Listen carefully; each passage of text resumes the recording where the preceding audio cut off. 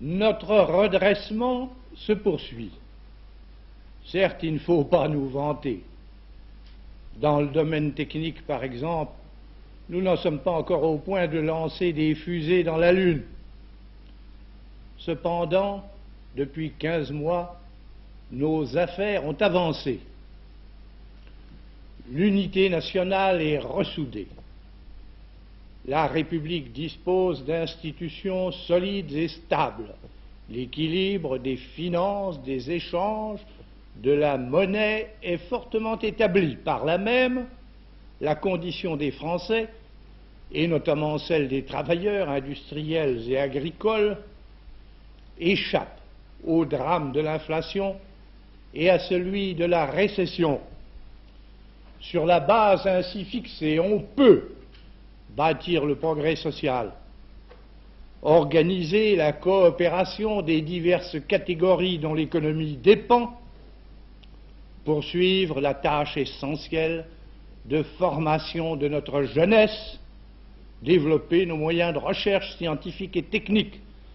D'autre part, la communauté est fondée entre la France, 11 États d'Afrique et la République malgache. Enfin, dans le monde, où il s'agit tout à la fois de sauvegarder la liberté et de maintenir la paix, notre voix est écoutée.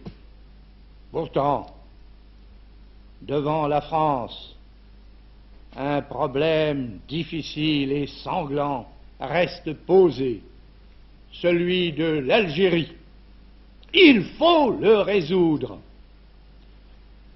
Nous ne le ferons certainement pas en nous lançant les uns les autres à la face les stériles et simplistes slogans de ceux-ci ou de ceux-là qu'obnubilent en sens opposé leurs intérêts, leurs passions, leurs chimères. Nous le ferons comme une grande nation et par la seule voie qui vaille, je veux dire le choix que les Algériens eux-mêmes feront de leur propre destin. Il faut dire que beaucoup a été fait déjà pour préparer cette issue. Par la pacification d'abord, car tant qu'on tire et qu'on égorge, rien ne peut être réglé.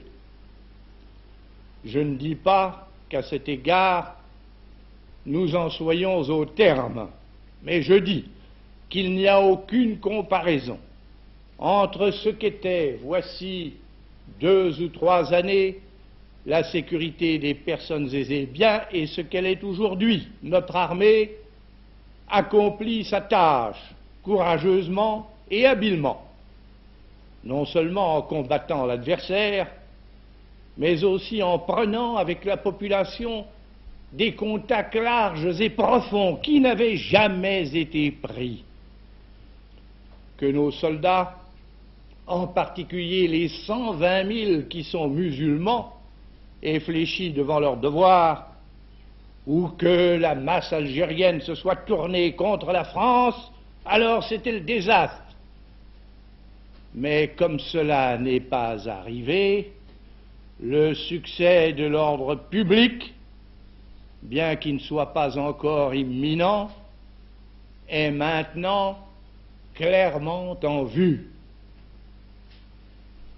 La deuxième condition d'un règlement, c'est que tous les Algériens aient le moyen d'exprimer leur volonté par un suffrage vraiment universel.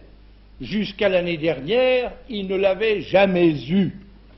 Ils l'ont à présent, grâce à l'égalité des droits, au collège unique, au fait que les communautés les plus nombreuses, celles des musulmans, sont assurées d'avoir dans tous les scrutins une grande majorité d'élus. Ça a été là un changement de la plus vaste portée, littéralement une révolution. Le 28 septembre dernier, les Algériens ont donc voté la Constitution et manifesté à ce sujet leur intention que leur avenir se fasse avec la France. Le 30 novembre, ils ont élu leurs députés, le 19 avril, leurs conseillers municipaux, le 31 mai, leurs sénateurs. Je sais bien qu'il ne manque pas de gens pour prétendre que dans la situation où se trouvent les électeurs, pressés par les forces de l'ordre et menacés par les insurgés, de telles consultations n'ont pu être sincères que dans une mesure limitée. Cependant, elles ont eu lieu dans les villes et dans les campagnes, avec une grande masse de votants. Et même, lors du référendum, le concours a été général, spontané et enthousiaste. En tout cas, la voie est ouverte. À mesure de l'apaisement, elle pourra être utilisée encore plus largement et encore plus librement. Dès l'an prochain seront élus les conseils généraux, d'où l'on pourra tirer les grands conseils, certains grands conseils économiques, administratifs, sociaux, qui délibéreront auprès du délégué général du développement de l'Algérie. Car pour résoudre la question algérienne, il ne suffit pas de rétablir l'ordre et de donner aux gens le droit de disposer d'eux-mêmes. Il faut traiter un problème humain. Là végètent des populations doublant tous les 35 ans sur une terre en grande partie inculte, dépourvue de mines, d'usines, de sources puissantes d'énergie. Ces populations sont pour les trois quarts plongées dans une misère qui est comme leur nature. Il faut que les Algériens puissent vivre en travaillant, que leurs élites se dégagent et se forment, que leur sol et leur sous-sol produisent beaucoup plus et beaucoup mieux. Cela implique un vaste effort de mise en valeur économique et de développement social. Or, cet effort est en cours. En 1959, la France aura dépensé en Algérie, pour ne parler que des investissements publics et des frais de gestion civile, environ 200 milliards. Elle en dépensera davantage dans chacune des années prochaines, à mesure que se réalisera le plan de Constantine. Depuis 10 mois, une centaine d'usines ont demandé à s'installer. 8000 hectares de bonnes terres sont en voie de distribution à des cultivateurs musulmans. 50 000 Algériens de plus travaillent dans la métropole. Le nombre des emplois publics occupés par des Algériens, par des musulmans, s'est augmenté de 5 000. Et quant aux écoles, l'actuelle rentrée les voit recevoir 860 000 enfants, alors que la rentrée dernière en voyait arriver 700 000 et celle d'avant 560 000. Dans 6 semaines, le pétrole d'Assi Messaoud arrivera à la côte, à Bougie. Dans 1 an, celui d'Edgelé atteindra le golfe de Gabès. En 1960, le gaz d'Assirmel commencera d'être distribué à Alger et à Oran, en attendant qu'il le soit à Beaune. Que la France veuille et qu'elle puisse poursuivre cette vaste entreprise avec les Algériens, entreprise dont seule elle est capable. Dans 15 ans, l'Algérie sera un pays prospère et productif. Grâce au progrès de la pacification, au progrès démocratique, au progrès social, on peut maintenant discerner le moment où les femmes et les hommes qui habitent l'Algérie seront en mesure de décider de leur destin une fois pour toutes, librement, en connaissance de cause. compte tenu de toutes les données algériennes, nationales, internationales du problème, je considère comme nécessaire que ce recours à l'autodétermination soit proclamé aujourd'hui. Je poserai la question aux Algériens en tant qu'ils sont des individus, car depuis que le monde est le monde, il n'y a jamais eu d'unité, ni à plus forte raison de souveraineté algérienne. Carthaginois, Romains, Vandales, Byzantins, Arabes de Syrie, Arabes de Cordoue, Turcs, Français, ont tour à tour pénétré le pays sans qu'à aucun moment et d'aucune façon il y ait eu un État algérien. Quant à la date du vote, je la fixerai le moment venu, mais au plus tard, 4 années après la paix revenue. J'entends par là une situation telle qu'embuscades et attentats ne coûteront pas la vie de plus de 200 personnes en un an. Ce critérium permettra de commencer la période où tout devrait être remis en place, où les libertés publiques et individuelles seront rétablies, où la vie normale reprendra, où les prisons et les camps seront vidés, où les exilés pourront rentrer et où la population sera en mesure de prendre conscience de l'enjeu.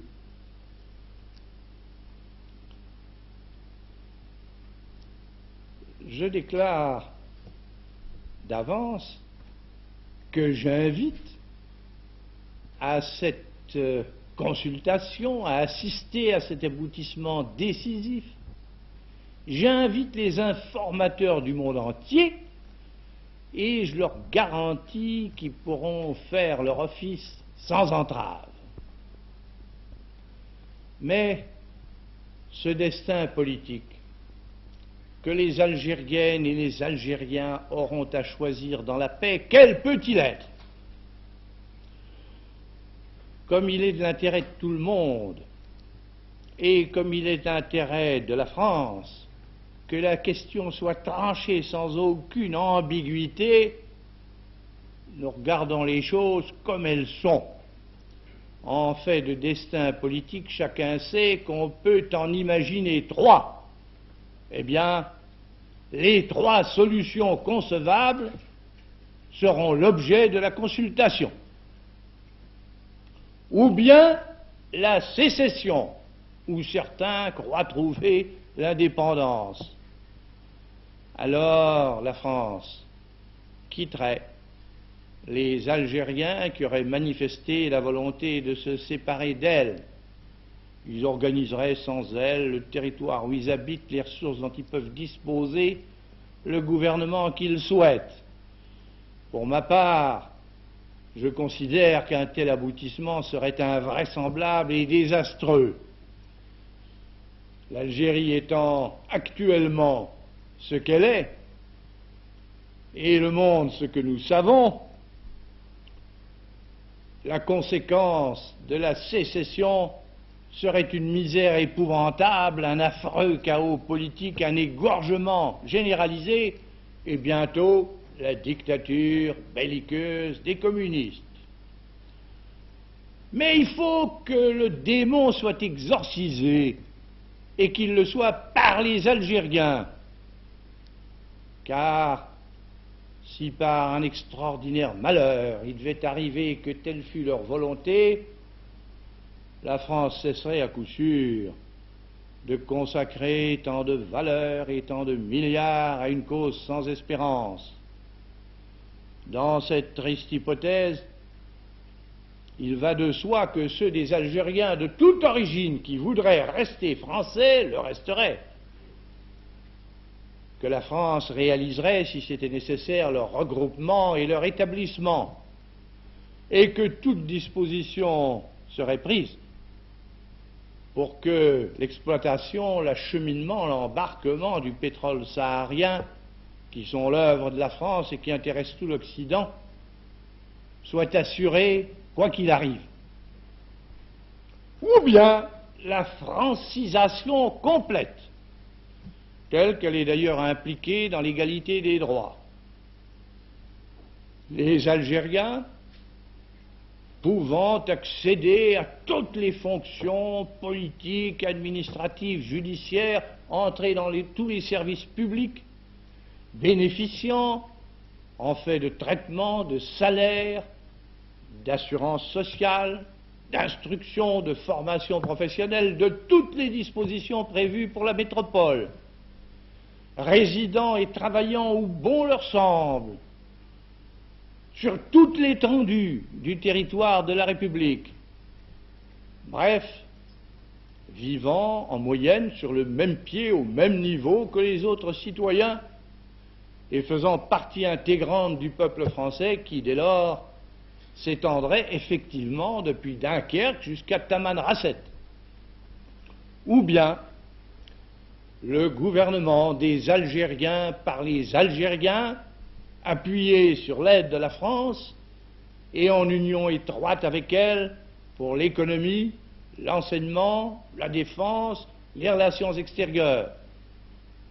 Dans ce cas, il faudrait que le régime intérieur de l'Algérie fût du type fédéral, pour que les communautés diverses, françaises, arabes, kabyles, mozabites, etc., qui cohabitent dans le pays, y trouvent des garanties de leur vie propre et un cadre pour leur coopération. Mais, puisque depuis l'année dernière, par le suffrage égal, le collège unique, la représentation musulmane majoritaire, il est acquis que de toute façon l'avenir des Algériens est dans les mains des Algériens, puisqu'il est aujourd'hui proclamé solennellement et formellement qu'une fois la paix revenue, les Algériens feront connaître le destin qu'ils veulent adopter, qu'ils n'en auront pas d'autre, et que tous, quel que soit leur programme, quoi qu'ils aient fait et d'où qu'ils viennent, pourront, s'ils le veulent, participer à la consultation. Quel est le sens de l'insurrection? Si ceux qui la dirigent revendiquent pour les Algériens le droit de disposer d'eux-mêmes, eh bien les voies sont ouvertes. Si les insurgés craignent qu'en cessant la lutte, ils ne soient exposés à être livrés à la justice, il ne tient qu'à eux de régler avec les autorités les conditions de leur libre retour, comme je l'ai proposé en offrant la paix des braves. Si les hommes qui constituent l'organisation politique du soulèvement entendent n'être pas mis à l'écart des débats, des scrutins, des institutions qui régleront le sort de l'Algérie et assureront sa vie politique, j'affirme qu'ils auront, comme les autres, et ni plus ni moins, la place, l'audience, la part que leur assureront les suffrages des citoyens. Encore une fois, les combats odieux, les attentats fratricides qui ensanglantent encore l'Algérie, pourquoi continueraient-ils désormais, à moins que ne soit à l'œuvre un groupe de meneurs ambitieux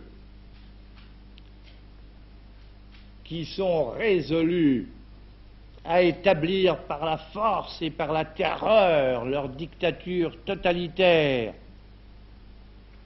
et qui se figurent qu'un jour la République leur accordera le privilège de traiter avec eux de l'avenir politique de l'Algérie, les bâtissant par là même comme un gouvernement algérien. Il n'y a aucune chance pour que la France se prête à un pareil arbitraire. Le sort des Algériens appartient aux Algériens, non pas comme le leur imposeraient les couteaux et les mitraillettes, mais, comme ils le diront eux-mêmes, légitimement, par le suffrage universel. Avec eux et pour eux, la France garantira la liberté de leur choix. Pendant les quelques années qui s'écouleront avant l'échéance, il y aura beaucoup à faire pour que l'Algérie tout entière mesure les tenants et les aboutissants de sa propre détermination. Je compte moi-même m'y employer. D'autre part, le moment venu, les modalités de la future consultation devront être en détail élaborées et précisées. Mais la route est tracée, la décision est prise, la partie est digne de la France.